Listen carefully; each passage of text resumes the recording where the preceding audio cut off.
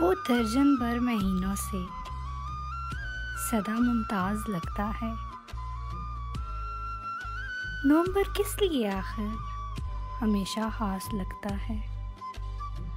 بہت سہمی ہوئی صبحیں، اداسی سے بھری شامیں، دوپہریں روئی روئی سی، وہ راتیں کھوئی کھوئی سی، گرم تیز ہواؤں کا، وہ کم روشن اجالوں کا، کبھی گزرے حوالوں کا، کبھی مشکل سوالوں کا، بچھڑ جانے کی مایوسی،